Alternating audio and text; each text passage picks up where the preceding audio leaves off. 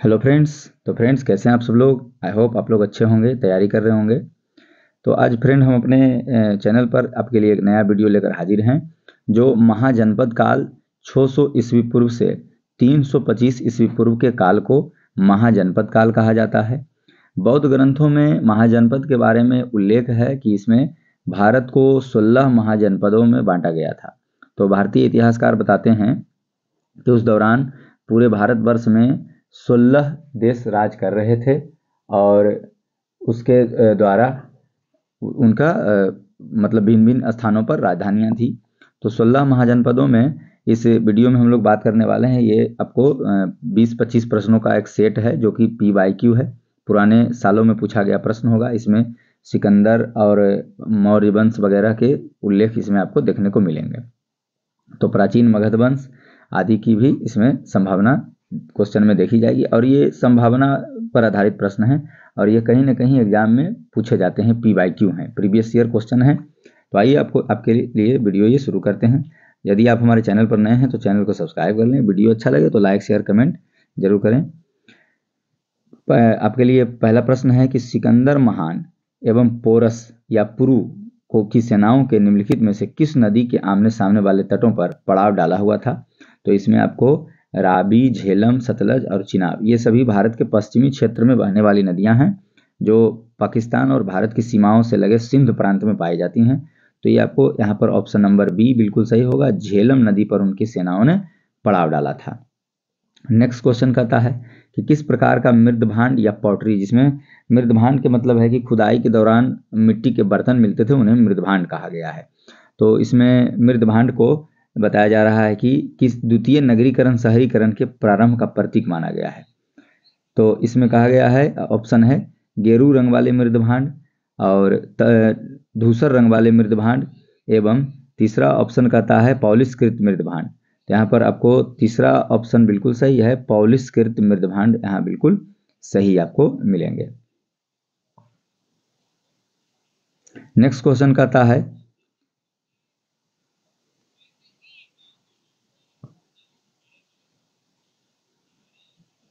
कहता है कि पाली ग्रंथों में गांव के मुखिया को क्या कहा गया है, ग्रामक, भोजक ग्रामक, ज्येष्ठक या ग्रामपति। तो इसमें गांव के मुखिया को क्या कहा गया है, तो गांव के मुखिया को ग्रामक या भोजक कहा जाता था। पाली ग्रंथों में ये दर्ज है कि गांव के मुखिया को भोजक या ग्रामक कहा जाता था। ऑप्शन बी बिल्कुल सही है, ग्रामक या भोजक कहा जाता था। नेक्स्ट क्वेश्चन है, उज्जैन का प्राचीन नाम क्या था। उज्जैन जो कि मध्य प्रदेश का एक शहर है जहाँ पर क्षिप्रा नदी के किनारे महाकालेश्वर मंदिर भी है। तो उज्जैन का प्राचीन नाम आपको अवंतिका रखा गया है। इतिहास में आपको अवंतिका के नाम से उज्जैन प्रसिद्ध शहर था। नेक्स्ट क्वेश्चन की ओर हम लोग चलेंगे। प्रश्न संख्या 10 कहता है कि नंद वंश का संस्थापक कौन था, महानंद या नंदीवर्धन, कालाशोक, धनानंद या नागार्जुन।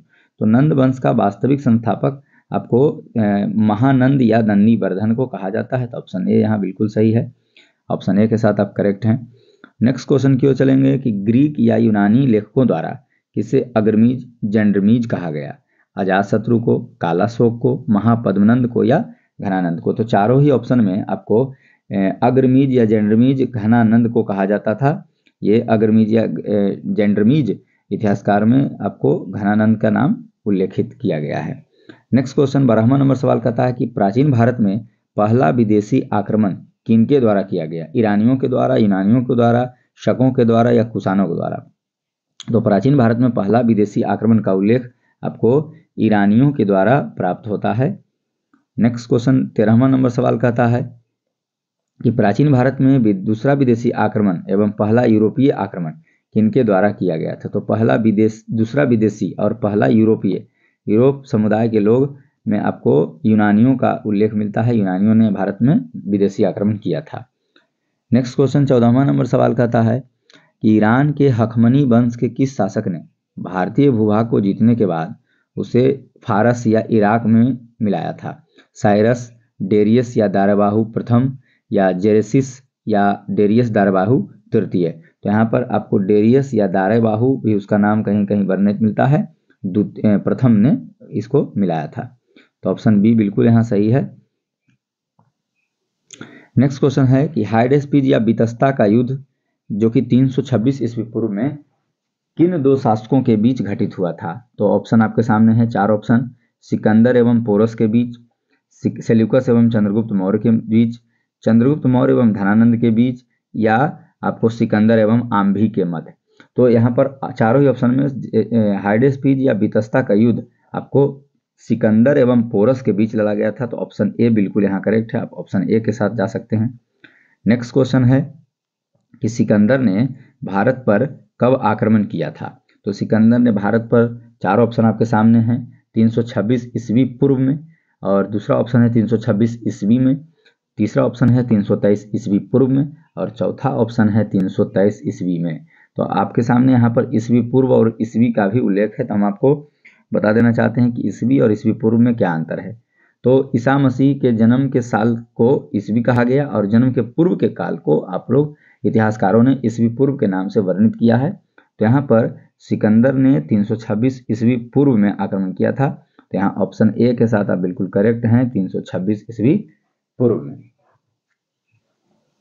नेक्स्ट क्वेश्चन की ओर हम लोग आगे चलेंगे। यहाँ पर सूची या कूट के साथ मिलान करने पर आधारित सवाल है। इसमें कहता है कि इसमें शासक और उसके वंश के नाम दिए गए हैं, तो कौन से शासक किस वंश से संबंधित है ये आपको वर्णन करना है। एक कहता है बिंबिसार, सामने के सूची में हर्यक वंश, कालाशोक शिशुनाग वंश, महापद्मनंद आपको मौर्य वंश, और बिंदुसार नंद वंश से। तो यहाँ पर सूची के मिलान करने में आप देख सकते हैं कि कौन सी सूची सही मिलती है। तो यहाँ पर चारों ही ऑप्शन में कूट कहता है बिंबिसार, तो बिंबिसार आपको हर्यक वंश के थे, तो ऑप्शन ए बिल्कुल सही है। उसके बाद कहता है कालाशोक, तो कालाशोक आपको शिशुनाग वंश से है, ये भी बिल्कुल करेक्ट है। उसके बाद कह रहा है कि धनानंद आपको नंद वंश से है, और आपको मौर्य वंश से, बिंदुसार मौर्य वंश से संबंधित, जो कि अशोक के पिता थे। तो यहाँ पर आपको ऑप्शन बी के साथ आप करेक्ट हैं, 1243। तो 1243 आपको बी में दिख रहा होगा, तो आप बी के साथ जा सकते हैं, 1 2 4 3। नेक्स्ट क्वेश्चन की ओर हम लोग आगे चलेंगे। नेक्स्ट क्वेश्चन 18वां सवाल भी आपको सूची के साथ मिलान करने के लिए दिया गया आधारित प्रश्न है। इसमें कहता है निम्न वंश हैं और आधुनिक क्षेत्र यानी कहाँ इनका विस्तार पाया गया था। तो चारों ही कूट आपको ऑप्शन आपके सामने है, मगध पटना व गया के जिलों में, वत्स इलाहाबाद में, कौशल अवध में, एवं अवंती मालवा में। तो ये आपको ऑप्शन के हिसाब से दिया गया सवाल है कि कौन से क्षेत्र कौन से वंश किन किन क्षेत्रों में विस्तारित थे या फैले थे। तो आप ऑप्शन के हिसाब से कूट का भी सही मिलान करें। तो इसमें आपको मगध जो कि पटना व गया के क्षेत्र को कहा जाता है, तो ऑप्शन ए बिल्कुल एक मिलान के साथ करेक्ट है। उसके बाद वत्स इलाहाबाद को कहा गया है, ऑप्शन बी भी बिल्कुल सही है। कौशल अवध को कहा जाता था, ये भी बिल्कुल सही है। और अवंतिका मालवा प्रदेश को कहा जाता था, जो कि मध्य प्रदेश के इलाकों में पाए जाते थे। तो आपको ऑप्शन आपको चारों ही बिल्कुल सही है। तो आप कूट में 1234 आपको ए में दिख रहा होगा, तो आप इसके साथ करेक्ट हैं, ऑप्शन ए के साथ आप जा सकते हैं। नेक्स्ट क्वेश्चन है 19वां नंबर सवाल, मगध की प्रथम राजधानी कौन सी थी? पाटलिपुत्र, वैशाली, गिरिब्रज, राजगीर या चंपा। तो मगध की प्रथम राजधानी, मगध की द्वितीय राजधानी पाटलिपुत्र है और प्रथम राजधानी आपको राजगीर या गिरिब्रज के नाम से प्रसिद्ध क्षेत्र है, राजगीर या राजगीर। तो ऑप्शन सी के साथ बिल्कुल आप यहाँ करेक्ट जा सकते हैं। नेक्स्ट क्वेश्चन की ओर हम लोग चलेंगे। सवाल नंबर 20 क्या कहता है?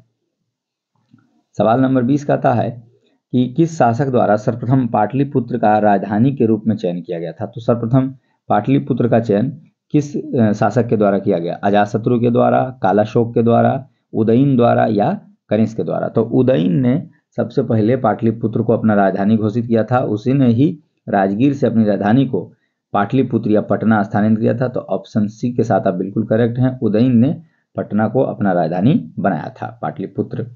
नेक्स्ट क्वेश्चन की ओर आगे हम लोग चलेंगे। इसमें कहता है कि 16 महाजनपदों की सूची उपलब्ध है महाभारत में, अंगुत्तर निकाय में, छांदोग्य उपनिषद में या संयुक्त निकाय में। तो 16 महाजनपदों की सूची आपको महाभारत अंगुत्तर निकाय, तो अंगुत्तर निकाय ऑप्शन नंबर बी के साथ आप करेक्ट हैं कि अंगुत्तर निकाय में 16 महाजनपदों को राजधानी के रूप में वर्णित किया गया है। भारत में कुछ बौद्ध साहित्यों में भी भारत को 16 महाजनपदों का देश बताया गया था। ये यहाँ पर 16 देश या 16 राज्य करते थे। नेक्स्ट क्वेश्चन की ओर आगे हम लोग चलेंगे। सवाल नंबर 22 कहता है कि निम्न में से मगध का कौन सा राजा सिकंदर का समकालीन था, यानी सिकंदर के शासनकाल के समय मगध वंश के वे राजा थे। तो आप महापद्मनंद, धनानंद, सुकल्प या चंद्रादित्य। तो ऑप्शन नंबर बी बिल्कुल सही है कि आप धनानंद ही सिकंदर के समकालीन था। तो ऑप्शन नंबर बी के साथ बिल्कुल करेक्ट है। नेक्स्ट क्वेश्चन की ओर आगे हम लोग चलेंगे। प्रथम मगध साम्राज्य का उत्कर्ष किस सदी में हुआ था? तो प्रथम मगध साम्राज्य का उत्कर्ष आपको 4वीं सदी ईस्वी पूर्व, 6ठी सदी ईस्वी पूर्व या 2री सदी ईस्वी पूर्व या पहली सदी ईस्वी पूर्व। तो ऑप्शन बी बिल्कुल आप करेक्ट हैं, 4वीं सदी ईस्वी पूर्व के साथ आप जा सकते हैं। ऑप्शन नंबर ए आपके साथ सामने है, तो आप ऑप्शन नंबर ए के साथ जाएं, 4वीं सदी ईस्वी पूर्व में। नेक्स्ट क्वेश्चन क्या कहता है कि सिकंदर की भारत में सफलता के क्या कारण थे? भारत में तब कोई केंद्रीय सत्ता नहीं थी। दूसरा मिलान संघ कहता है उसकी सेना श्रेष्ठ प्रकार की थी, उसे देशद्रोही भारतीय शासकों का सहयोग मिला और वह एक अच्छा प्रशासक था। तो यहाँ पर चारों ही ऑप्शन बिल्कुल करेक्ट हैं। सिकंदर के जीतने का भी ये चारों ही कारण था। तो आप 1, 2, 3, 4 चारों ही कूट के साथ आप जा सकते हैं। नेक्स्ट क्वेश्चन की ओर आगे हम लोग चलेंगे कि सूची के साथ सुमेलित करने की बात इसमें की गई है। तो सवाल कहता है कि प्रदोत मगध वंश का राज था, उदयन वंश का राजा था या प्रसेनजीत अवंतिका क्षेत्र का राज था, अजातशत्रु कौशल क्षेत्र का राजा था। तो यहाँ पर आपको प्रदोत, आपको चारों ही कूट के मिलान सही से करने हैं। तो प्रदोत को कौशल का राजा बताया गया था, इतिहास में आपको प्रदोत कौशल क्षेत्र के राजा थे। उदयन को आपको उदयन ऑप्शन नंबर बी में है, जो कि आपको उदयन मगध वंश के राजा थे। उसके बाद प्रसेनजीत आपको वत्स क्षेत्र के थे और अजातशत्रु अवंती क्षेत्र के थे। तो ऑप्शन नंबर आप सी के साथ करेक्ट जा सकते हैं, 3241। नेक्स्ट क्वेश्चन की ओर हम लोग चलेंगे कि अभिलेखीय साक्ष्य से प्रकट होता है। क्वेश्चन कहता है कि अभिलेखीय साक्ष्य, अभिलेख जो कि खुदाई के दौरान या किसी क्षेत्र से प्राप्त हुए हैं उससे प्रकट होता है कि नंद राजा के आदेश से एक नहर की क्षेत्र की स्थापना की गई थी। तो अंग में, बंग में या कलिंग में या मगध में? तो कलिंग उड़ीसा में इसकी स्थापना की गई थी। और नेक्स्ट क्वेश्चन और आज के सेट का आखिरी सवाल है 27वां। पहला ईरानी शासक जिसने भारत के कुछ भागों को अपने अधीन कर लिया था। तो डेरियस द्वितीय को ये कहा गया था, यह एक ईरानी शासक था जिसने भारत के कई क्षेत्रों को जीता था। और पहला आक्रमणकारी भी ईरानी थे और दूसरे आपको यूरोपीय यूनानी थे। तो ये डेरियस ने ही यहाँ पर आक्रमण किया था पहला बार और भारत के कई क्षेत्रों को अपने में मिला लिया था। तो आशा करते हैं कि आप लोगों को वीडियो अच्छा लगा होगा। वीडियो अच्छा लगे तो लाइक शेयर कमेंट करें और चैनल को सब्सक्राइब करें, अधिक से अधिक शेयर करें। थैंक यू, जय हिंद, धन्यवाद।